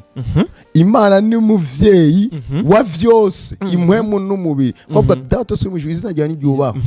uduha ivyo kurya bidukwiye umunsi ivy'impwemu n'ivy'umubiri imana iraduha kuko imana ibaye umuvyeyi w'impwemu yoduha ivy'impwemu gusa ariko imana n'umuvyeyi wa vyose itugaburira mu mpwemu no mu mubiri rero imana ishiraho abantu baturera mu buryo bw'impwemu rero aba baturera mu buryo bw'impwemu nibo bitwa abavyeyi b'impwemu rero abantu kubera ukutamenya barakritika baravuga hanyuma reka ndabivuge muri uku kuntu karahaguruka abavizionere bayo n'abarundi surtout rero abarundi ntibemera ivy'iwabo ntibakunda ivy'iwabo nico gituma babipinga ariko aya ma eglise ya kera menshi yaja ava hanze none nk'akarorero umupastori muri aya mashengero ya kera ntashobora kwiyita umuvyeyi w'ishengero umupastori w'amashengero ya kera abatwumenyere siwe mu visionnaire wewe yabaye pasiteri ishengero ryatanguriye hanze urumva afise za metodiste ifise icicaro muri Amerika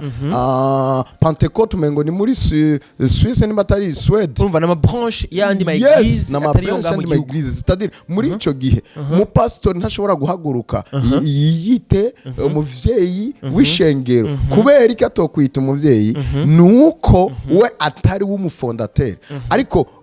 contrairement na twebwe nitwe Imana yahaye vision y'ishengero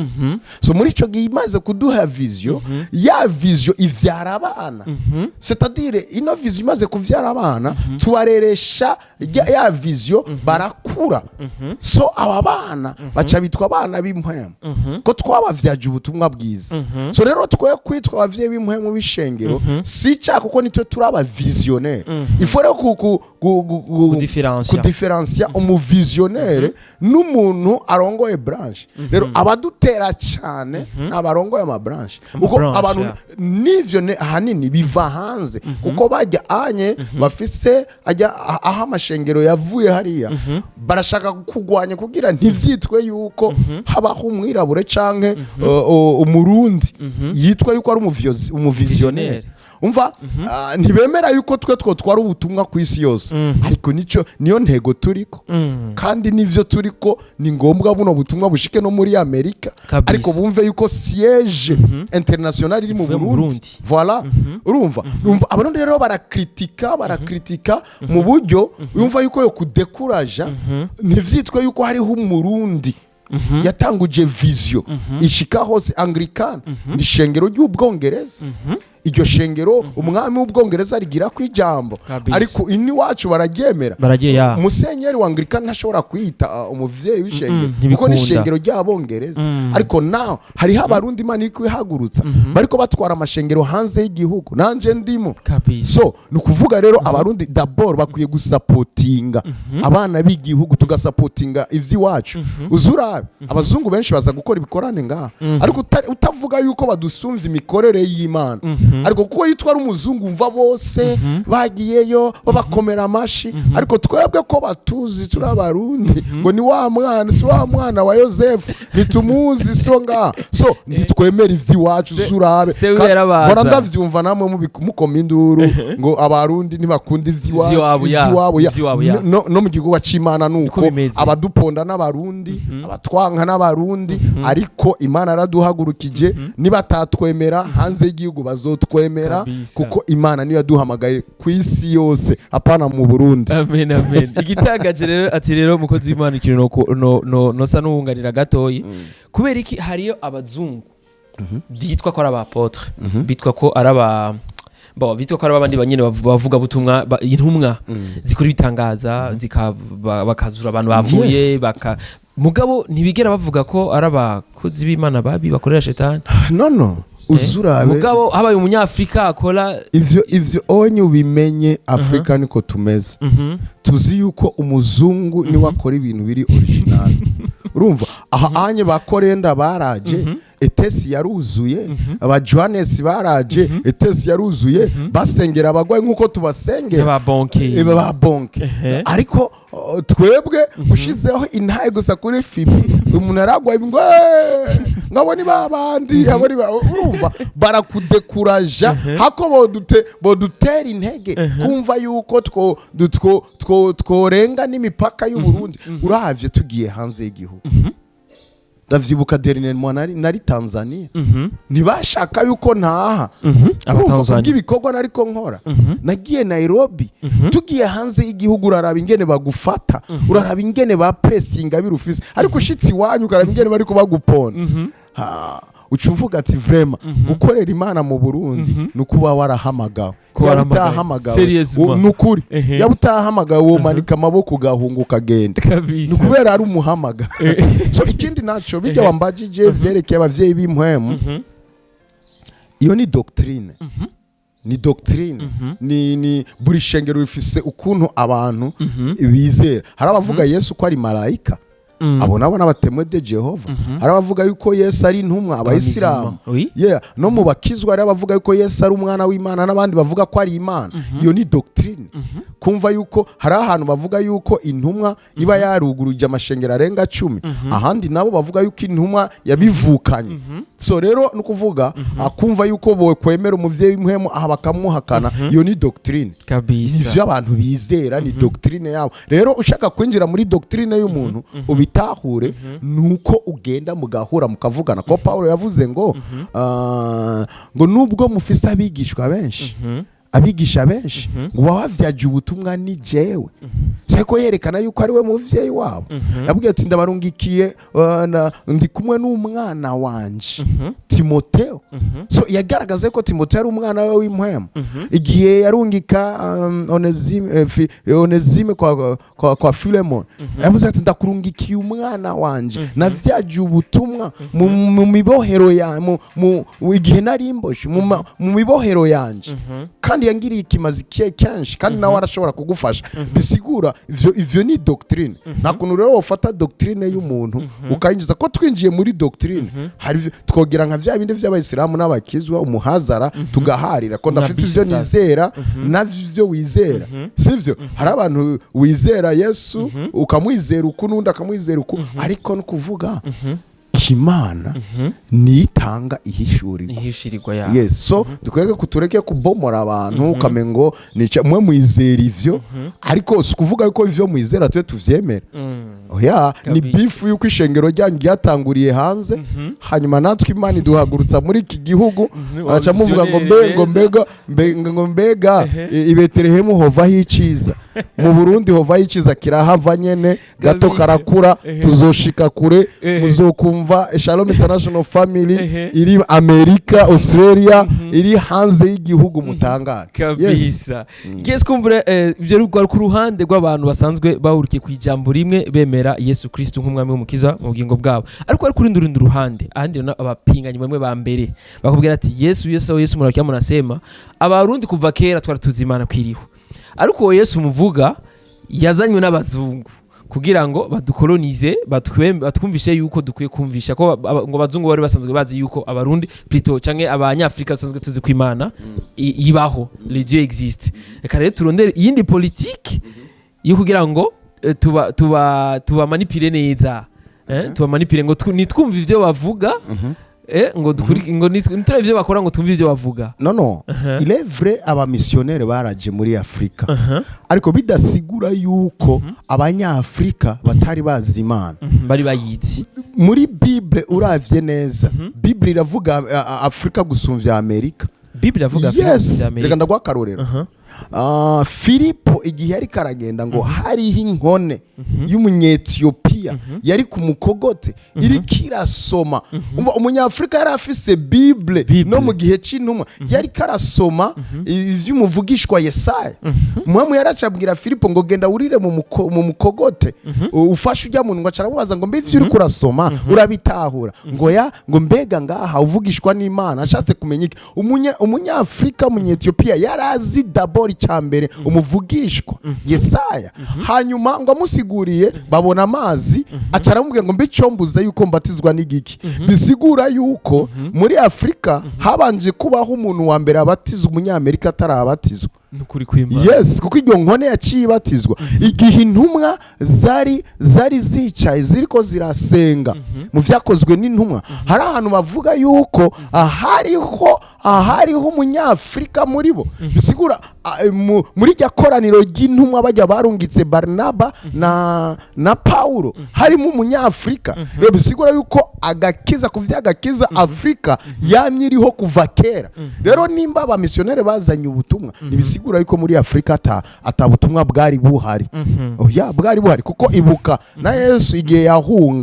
yahungiye muri Afrika muri Egypte c'est ça bisigura yuko Afrika ari berceau de l'humanité no mu ivy'ijambo ry'Imana ko bahungira iwacu na Yesu yaranyoye Nile iyi wacu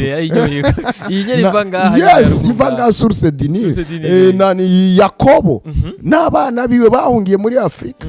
ngo Bibiliya ivuga ngo baba mu gihugu gisuvye ikindi ubwiza igihugu c'Goshen aho hari muri Afrika nibisigura yuko ubutumwa butashitse muri Afrika bwashitseho kuva kera nuko abantu badasoma babivuga uko babishaka hanyuma kandi abona abapagani baba bashaka yuko tudakizwa tudahinduka ariko ubutumwa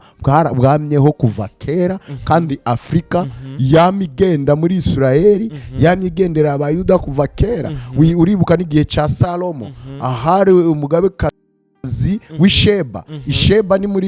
muri Ethiopia yagiye kuramutsa Salomo bisigura ko amakuru y'Imana Afrika yamyiyazi kuva kera yari yafise yes kabisa kumbere twoyaga byinshi nitwoheza ariko kuri ruhande byinshi muri bimwe bivugwa muri kote zose byinshi yabidusigure neza ariko kuri ruhande waraciye muri byinshi turahera ku ntango watubwiye kuno wagize ama profesi amwe kumbere ubona twibutsa igitangaro cyane mu kumburo uri kwa gukora ubu nko muri 2022 2022 dufise ntahe nyinshi cyane ico nibuka n'umumama yaramaze imyaka irenga 14 ava amaraso yego hanyuma aza ku rusengero tumurambitse ko ibiganza bica birahera ubwo nyene ava amaraso imyaka 14 ans ya 14 ans ariko agira hemorrhage mu bihe yamari mu bihe vyiwe misi yose ukuri kw'Imana urumva ko bibabaje avuga ati nta munsi n'umwe yasiba izo ntahe zirashingwa hake ikindi naco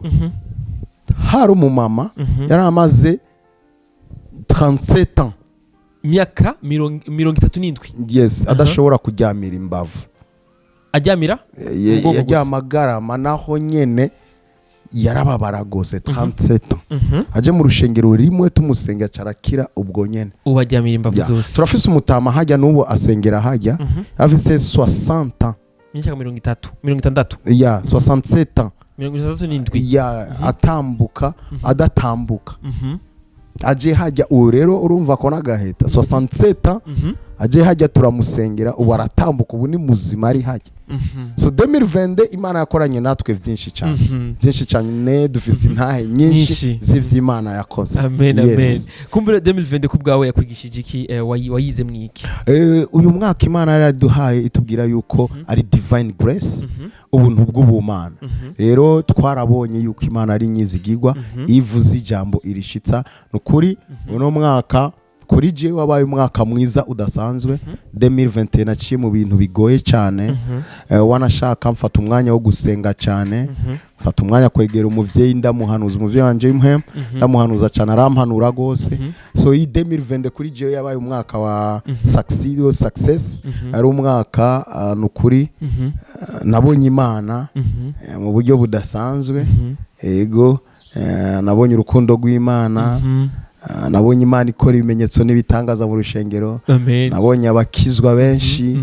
yes kandi nkabona n'abakozi Imana dukorana tukorana neza mu bumwe ntangere tuvyumva kumwe yes ni umwaka mwiza gose umwaka wa 2022 ndazi watubwiye byinshi ko wakubereye mwiza cyane mu bintu bigiye bitandukanye wowe waragize ingendo zingana gute ugenda kwamamaza na cyane ijambo ry'Imana mbo ugereranije kwibuka ko zazura twari nyinshi yambo nagiye usohoka igihugu nagiye Nairobi nagiye Tanzania Dar es Salaam Dodoma naragize ibikorane inshuro zibi nagiyeyo deux fois ça fait 3 nagiye hanze Malawi 4 fois muri no mwaka nyene Malawi nagiye 3 fois nagiye 3 fois so narasohotse gose sindavyibuka ariko ivyo vyose n'amashimwe y'Imana ndabikesha Imana kabisa yes abantu bumve neza yuko uri ku ruhande rw'Imana uri kumwe n'Imana yawe yakuremye bumve yuko nta munezero uruta nkuko uri ku ruhande rw'Imana jewe ndicuza ijya myaka yose namaze ndababwira ndi hariya ndumubayere uravyumva ngwana ari nk'umujene kuri no mwanya kubwira ati nta kintu kiryoshe nko kwiruka inyuma y'inkumi nta kintu kiryoshe nko kundana n'agacupa reka ndakubwira iki nta kintu kiryoshe nko kugira Yesu amen aho umuntu avuga ni namani tangu nipokeye Bwana Yesu ni namani so nivyo mfise amahoro menshi ko nabaye muri Yesu none kera mbuzi icupa ko nagurisha n'ikirato naracambura nkaca ndakigurisha ariko urumva ubu unye ufise amahera ntayafise ndagira amahoro mu mwami nukuri kintu ca mbere kiryoshe nukubaho ufise Yesu uko wumviriza uko n'inyuma y'ubu bugingo hari ubundi buzima rero nukuvuga none iyo raha ni wayijya ni wapfa ejo uzocubaye ariko abatatahura ko inyuma y'ubugingo ko ari ubundi bugingo burahari araba batabitahura ni cyanditswe Yohana 11:25 havuga abanyizera nubwo bo barapfuye bazobaho bisigura n'inyuma y'ubu bugingo hari ubundi buzima yes bakavuga bati ngo upfuye ngo ubuhejeje ubuzima bwawe nuko batizera rero turizera yuko ijambo Yesu yavuze ni uko amadini yose ahuriza hamwe yuko inyuma y'ubu bugingo hari ubundi bugingo rero nimba umuntu wese nimba afise idini aremera yuko inyuma y'ubu bugingo hari ubundi bugingo rero icyo turiko tuharanira n'ubu bundi bugingo budashira n'ubwo bugingo bw'umunezero abagatolika bavuga ubw'umuninahaza abayisilamu bavuga ni mahali pepuni unanielewa so rero nukuvuga twese turemeranye rero uyu nimba ubaho udafise agakiza menya neza yuko urupfu ruri kumwe na wewe geheno mukurindiriye ariko ku rundi ruhande ga intumwa y'Imana ati kubera iki twese duhurira ku kintu kimwe ariko usanga harimo kutumvikana d'abord reka ndaguha akarorero Imana yahamagaye abantu isabagire rero uko Imana yahamagaye abantu isabagire umuntu wese uko yamuhamagaye yamuhaye ihishurirwa kuko nimba Imana twese yaraduhamagaye kumwe tuba dufise ishengero rimwe ariko Imana iraciye ubwenge iyo twese iduha ishengero rimwe nukuvuga bari kuturongora uko bashaka canke bajya bavuga ubutumwa ntibari kubuvuga baca bicara ko bazi yuko abantu babwirizwa kuza shetani byari kumworohera ariko rero Imana yacitanga isabagire bikatara huku bitapita huku yes wewe udahuye n'uyu uzohura n'ujya uyu umukwefye cya kindi Imana yabwiye Eliya ngo uzohusha inkota ya Elisa rero nico nariko mvuga Imana ifise ubwenge bwinshi cyane rero yatanze amahishurirwa atandukanye kugira ntihagire uwirata ku gatwe kiwe yes kuko wewe uno munsi ari wewe wahamagaye wenyene ucucika Imana ku isi ariko hari abandi bahamagawe ucuvuga ati jewe ngaha ndabikoze nabi baragenda baje hariya utegezwa gukorera Imana mu bwizigirwa usenga wisonzesha kugira ngo Imana ishishikare igukoresha iguhishurira kugira ushishikare ushikana abantu kugakiza rero impamvu rero amaviziyo bisigure ko amashengero ari menshi nuko Imana yahamagaye abantu gutandukanya abatoranijwe ni benshi kandi ivyimburwa vy'Imana ni vyinshi Imana rero yabahamagaye uko kugira ngo basarure mu murima wiwe kuko umusaruzi yaba ari umwe peut-être yari kuruha akabivamo Imana ashizeho abasaruzi benshi ntango gushaka tugeze mu munsi muri 2020 very soon turaja muri 2023 mbega byakugishije iki uze umunsi waciye ubuzima naciyemo bwanyigishije yuko Imana ari inyizigigwa. No kuvuga ngo Imana ijambo yavuze ku buzima bwawe bitebuke irarishitsa. Jewe hari ubuzima naciyemo bwo kwambara ipantaro imwe n'ishati imwe. Naciye mu buzima bwo kurya ndarira umuhwi umwe, ariko iyo Mana nakurikiye yarahinduye ubuzima bwanje. Yes, rero ivyo vyose kuva ntangura umuhamagaro gushika ubunye nasanze yuko Imana ari inyizigigwa, atera intege n'abandi bariko bahaguruka ivyo bariko baracamo ntibibaca intege, bamenye yuko iyo Mana ari inyizigigwa. Ico yababwiye, ico bahamagariye izogishitsa, kuko yatangiye igikorwa ciza muri twebwe no kugisozera izogisozera. Ico nize nuko Imana ari inyizigigwa. Imana ntihemuka nk'abantu, nukuri yaraguhamagaye yonyene iragushingira intahe, kandi yonyene iraguhezagira kabisa. Ishivuze wa muri ivyo avuze ati Imana si Asumani, Imana si Beni, Imana si Inde, Imana si Claude, Imana ni Imana n'umuvyeyi wa bose. Yes, mu gusozera ndazi hariho uwakurikiranye intahe kuva ku ntango gushika mu busozo, ugasanga ari umuntu yifuza kuza kuba nk'umwana w'ishengero. Yomenya gute, yotumberera he kugira ngo abe umwe muri bamwe mu bana ba Shalom International Family? Dukorera ahanyene ku rugabano rwa Kinama na Carama kwibarabara rya M Forest numero 60. Ushitse ku isoko mu Kinama bajije kuri Shalom bose barahaza. Cyangwa uri kukanga uradugana rujya rubarabara ugashika ku mashure ya Saint Basile, ucubona ishengero rerire gutya, ucubonaho ishengero rya Shalom handitsweho Shalom International Family, uhabona hanze hariho pancarte. Ejo taje gukoresha ikiganiro juste turende tuko turataha, umuntu aratubaza ati muvuye he? Yagati ari eglise iri ngaha, turamubwira izina, ngore pastor wa moto mingi ifi. Umva baramaze gukomanya muri kajya karere. Hajya baratuzi. Ushitse hajya ukabaza kuri Shalom barahazi. Hama à l'intérieur du pays nawe bimeze gute? Nuvuga mu ntara za ruguru. Ubuntu twagiriwe no kuvuga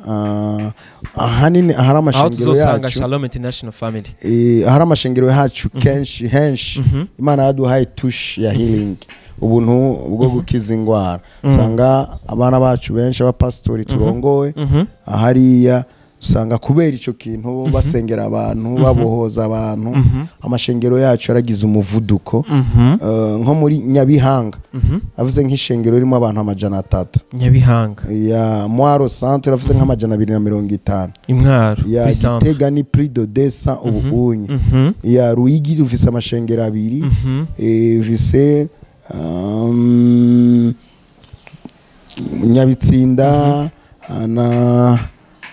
urenganye Ruyigi centre. Mu Muyinga turafise ishengero.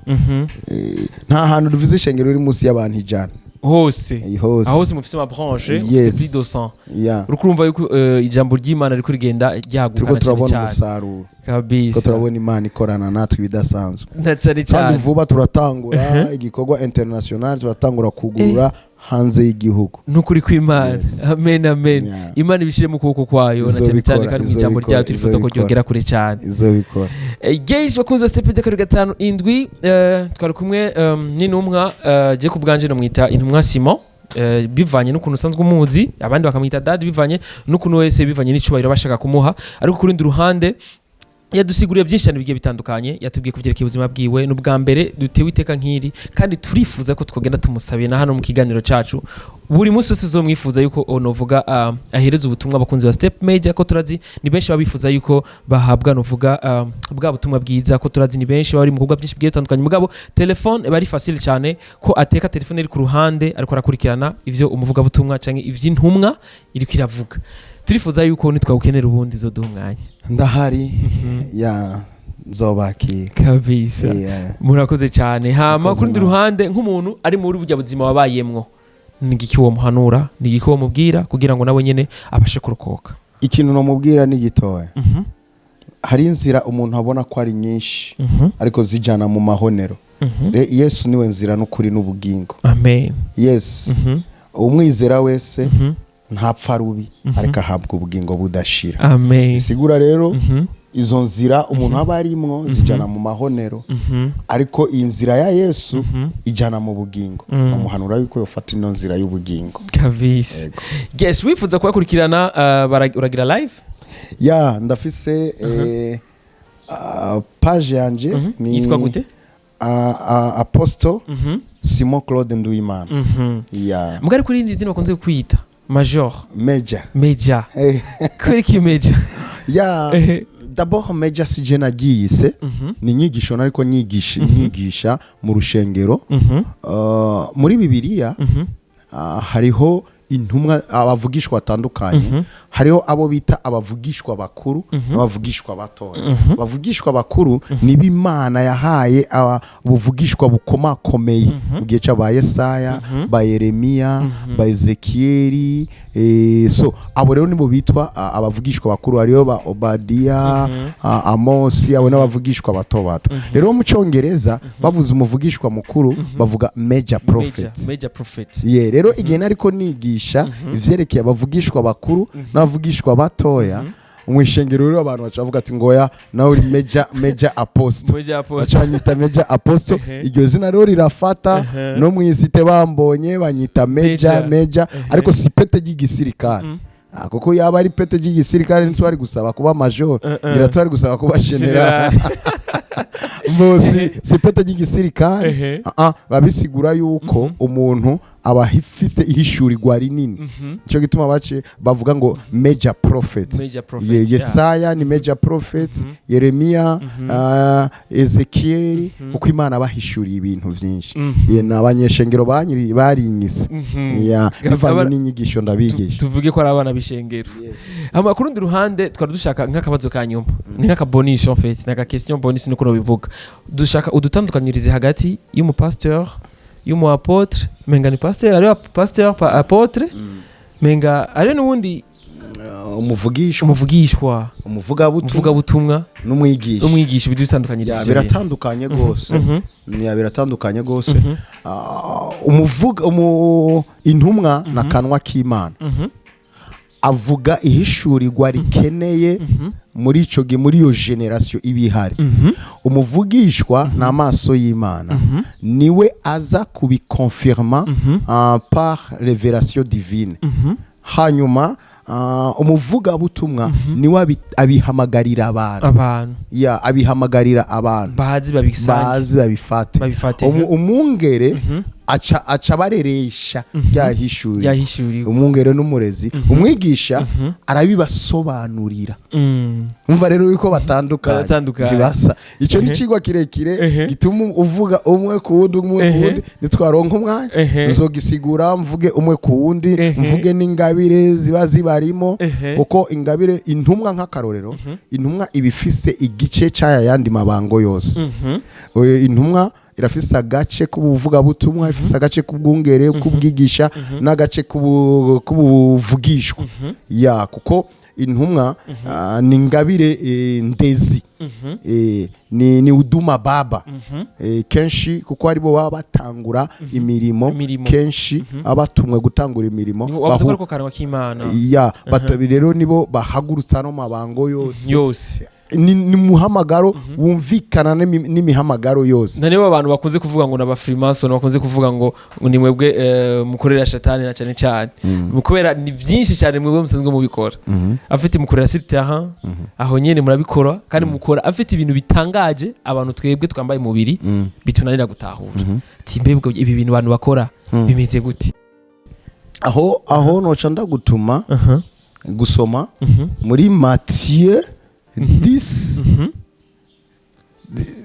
Matthieu 10 havuga tandabe Bible. Matthieu 10 gatura havuga ngo nye n'urugo ntihenze nye n'urugo ko bamwise Belezebuli abo mu rugo gwiwe ntibazorushiriza kubita batyo. Nimba Yesu bamwise Belezebuli umukuru w'abadayimoni abamuyoboka ntibazorushiriza kubita bati yavuze ngo ibi bishikiye igiti kibisi icumye coco bizogenda gute rero bariko baramubamba ku musaraba ivyo ni bisanzwe kandi iyo ni propaganda ya shetani kugira azibira abantu ntibaze ku Mana kabisa ariko abakizwa abandanya gukizwa umugambi w'Imana ntawo uhagarika kabisa amen twobiyaga nitwobiheza kumbure umuntu yakwifuza ko twobandanya duhabwa ubutumwa bwinshi ariko urumva yuko ari akantu dusigiye tubwira ati tuzomenya byinshi apropos y'ubutandukanye bw'ibyo byose n'amatalent n'Imana kuko bakubwira ati burya n'Imana nigeze ikorana n'umuntu adaciye ubwenge yararavye ncabwenge gusa kira n'Imana yaravuga ati shura gukorana n'umuntu adaciye ubwenge urumva yuko birumvikana ko Imana yagutoye kumva no kwishura bo wa mbere wako wa gatatu wa kabiri wa kangahe bikagenda neza cyane ariko kundi ruhande cyanditswe ni Matthieu 10:24 kumanuka Matthieu 10:24 kumanuka wewe yifuza kubitahura neza azosome Matthieu 10:24 kumanuka ndabashimire cyane murakoze cyane kumbere nitwagukenera ubundi wabitubwiye tuzokurondera twigiga kuvyerekeye ubwo buntu butandukanye yes tufise vyinshi abantu bashaka kudukurikirana badukurikirana kuri page yanyu bavuze ko yitwa gute turafise page barayihakinze barayitwivye ryari ya Shalom International Family ariko turiko dukorera kuri Apostle Simon Claude Ndwima badukurikirane ngaho ahanyuma chaque vendredi tuba dufise séance yo kubaza ibibazo biblique yego baza ibibazo tukakwishura yes kandi uronka inyishu zikwiye kabisa kubitwerekeye ubuzima bwacu ko bimeze dufise intahe nyinshi nitwo zivuga ngango tuziheza amen yes twena kubwira ati twega byinshi twoheza ariko kuri ndi ruhande twaragize ibakwe turamumenya aratumenya aratwiza tugati je nshaka gufasha abantu banyu natwe turifuza ko babafasha turifuza yuko tuzokoma tumuhabwa buri ndwi tuzoturondera umunsi umwe uri special muzuri mu muhabwa muri no somene tumuharose kabiri ariko yari bonus ariko mu ndwi zikurikira azuba ari rimwe kwa sasanzwe bifite byinshi cyane asanzwe akora ariko ndifuza yuko ubukurikira azutandukanyirize kuvyerekeye izo abo bantu bakuntu bakora abakozi b'Imana twatanguye neza ariko no mu gusuza twifuza ko twosozera neza uwo dushira mu biganza by'Imana reka dusenge mwami Yesu wewe wahawe izina rirenge ayandi mazina yose unesha urupfu na kuzimu imva yawe iracarangaye turagushimiye kuko ari we nkomoko y'ivyaremwe byose turiho ku bwawe kuko ari we muremyi wacu izina ryawe rihabwa icubahiro girira neza umuntu wese ariko adukurikirana nuza kudukurikirana abona ikiganza cyawe no kugira neza kwawe abagwayi bakize abafise ibibazo babona ukuboko kwawe kuko Imana ishika hose kandi ubera hose icarimwe ubuntu bwawe bishishikare kugirira neza bano bene data akabaduha kino kiganiro bakubone mu bundi bwiza nabo bagira ivyizigiro vya bwa buzima bundi buzoza turagushimiye rero ko wabanye natwe kandi uri kumwe natwe muri rya zina renge amazina yose cy'umwami w'abami Yesu dusanze dushima amen twibutsa abantu lo 31 ku bintu bimeze neza cyane gose le 31 karibu gose namwe turabatumiye muze muhace tuzohashika sana so saa tatu twe turifuza ko twoshika 18 rero twicare mu ntebe z'imbere karibu gose karibu igihe tuzosubira no gutaha bye